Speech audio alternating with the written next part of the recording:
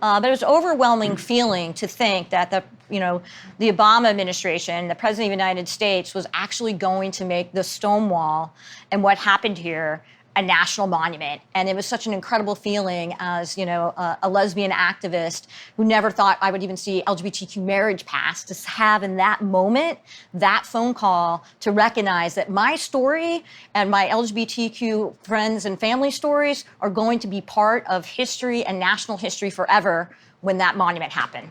And also, Samantha Power was ambassador to the UN at that time. Her assistant called me up and said, Samantha Power would like to have a meeting upstairs. We have a downstairs and upstairs. Upstairs, have a UN meeting for the LGBTQ core. So I said, sure. She came here, and with 22 ambassadors throughout the world, and they had a meeting with their little name cards on each table. And at the end, she said, I got my picture with her, and she sent it to me. And it said, Kurt, today we made history. The only way that the president can proclaim a national monument, the land has to be owned by the federal government. At the time, Christopher Park, which is across the street from the Stonewall Inn, where most of the uprising took place, was owned by the city of New York. So there were a lot of mechanisms that we had to go through in order to get that property transferred from the city to the state, to the federal government. And once it was transferred to the federal government, President Obama was able to execute the presidential proclamation. Leading the designation for Stonewall was something I never expected. I have an environmental and conservation background, and it never occurred to me that I'd be working on such an important social and historical campaign.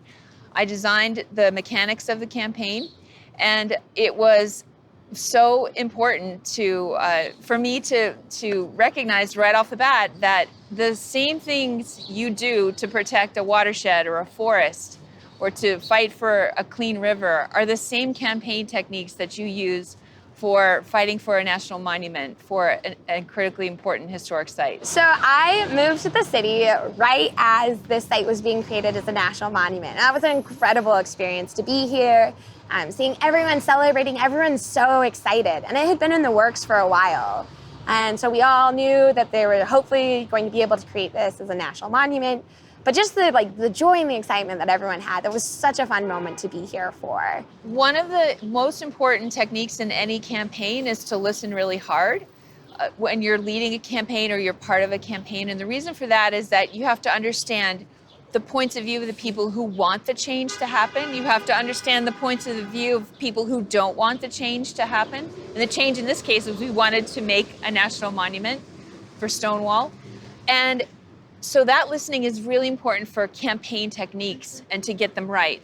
But the other thing that is so important about listening, and especially for Stonewall, is understanding why it meant so much to people and feeling that energy and that passion and that desire for national recognition for a place that was long overdue for national recognition.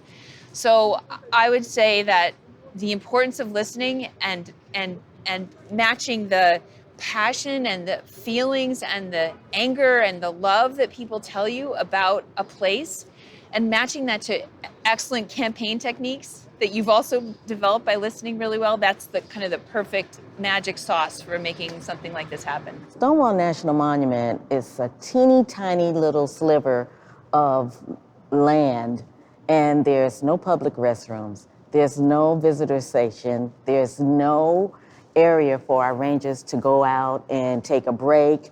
So it's not the traditional sense of a national park, but our rangers have adapted to that environment.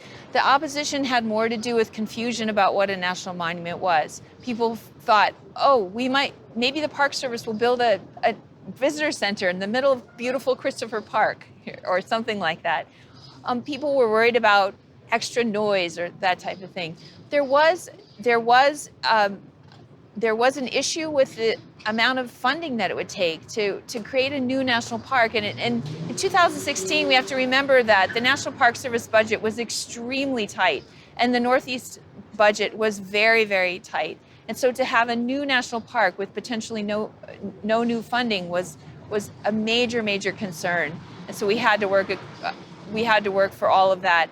I'd also say that there was some opposition that we heard, but mostly not in New York. But we heard through some media and press that there was just questions of, why is something like this needed? This isn't important. This is another stretch of what the National Park Service is really all about. So we had to work through that.